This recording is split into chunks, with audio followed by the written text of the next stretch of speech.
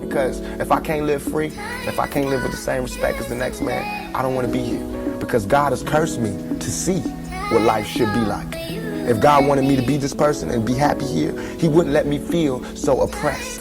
He wouldn't let me feel so trampled on. You know what I'm saying? He wouldn't let me think the things I think. So I feel like I'm doing God's work. On the corner resting in summer sun, the blessings of summer suns on soiled stoops, enjoying youth, playing one-on-one in the middle of the city streets, the middle me in the season of reasonable doubt. It was written that one day we'll be faced with the gift of prison, the gift that keeps on giving until you've given your all. In the grand scheme of the Most High's planned dreams, you begin to give into the fact that you're small, and for all that you've been through, you find reason to continue, because deep down there's something deeper within you.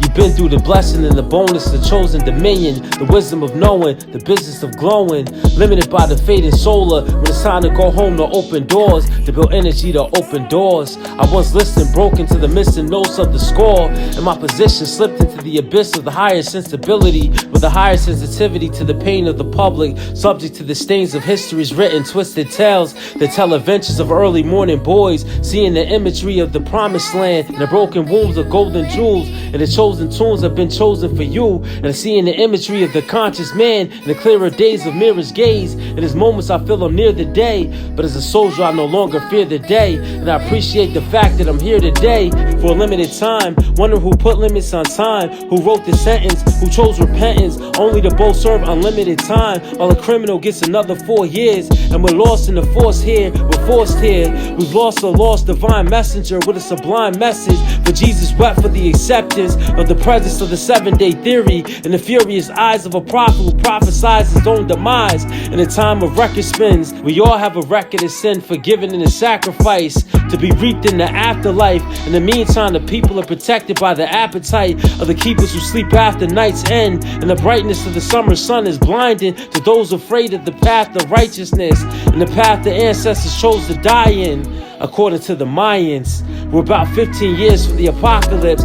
We're about 15 tears from stomping with God's property, hoping you're serving God properly at Sunday service, where the serpents are unlike anything you ever heard of. It's the return of the wolf pack, charged with the charge of making sure no one looks back. And we took back much of what was lost, and what was off was lost in clouds. And during offering there's often a sense of doubt, for we once was lost, but now we're found. And we'll mention how when we venture out into the world for the adventure now, the ascension out.